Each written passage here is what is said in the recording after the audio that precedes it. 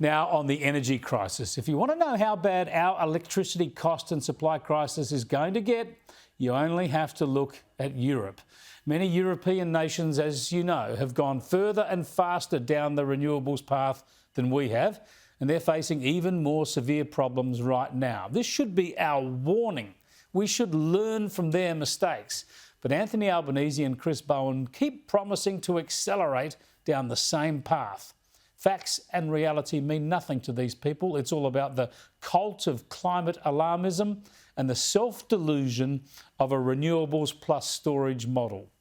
It wasn't long ago that on Channel 10's The Project, Waleed Ali, who is a university academic no less, was telling that program's impressionable young audience that Germany was showing us the way on the transition to renewable energy.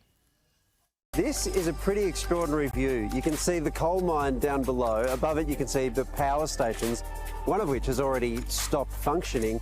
And then watching over this scene, you can see the wind turbines. And the amazing thing about that is that those wind turbines are owned by the same company that runs the mine. It kind of captures in one image the transition that Germany's going through. They have some natural advantages in doing it over us in Australia, but really, the main thing that gets in the way of us achieving something similar is just political culture. That kind of captures in one stand-up the idiotic self-delusion of the Green Left, doesn't it? Just hilarious stuff. It was blatantly wrong and misleading when it went to air 2.5 years ago, and I pointed that out at the time. But now, well, the energy crisis is now so grim in Germany that they're extending the life of coal and nuclear plants, and those wind turbines near the coal mines that Waleed so much loved, well, now they're pulling them down. They're dismantling the wind farm so they can expand a coal mine. Now, Britain, as you know, has been experiencing similar problems. It's gone big on wind, but it's been caught short without enough dispatchable power, and it's been smashed by rising gas prices too. The intermittency of wind has caught Britain out time and again. This Bloomberg energy columnist explained yesterday that over less than 2 days, Britain's wind energy dropped from more than 16 gigawatts to less than 1, the equivalent of switching off 14 or so nuclear power stations, or coal plants for that matter. The good news for Brits is that their government is following through on the need to build more nuclear. In my documentary on going nuclear last year, we showed you this massive Hinkley Point C nuclear plant being built on Britain's west coast. It's over time and over budget, but nonetheless, it'll provide a massive boost to Britain's energy security in about 4 years' time.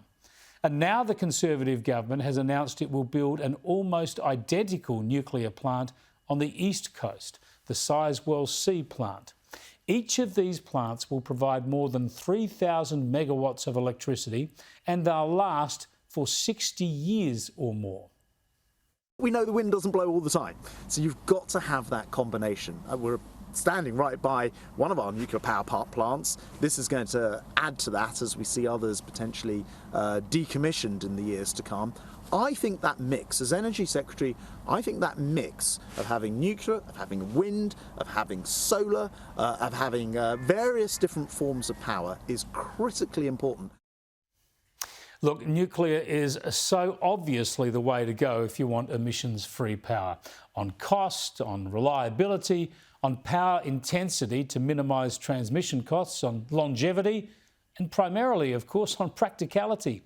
Australia will develop a domestic nuclear energy capacity. Nothing is more inevitable. So every day that Australia delays just costs us more in the long run. And it's also just another day we're beholden to the vagaries of the weather and climate politics.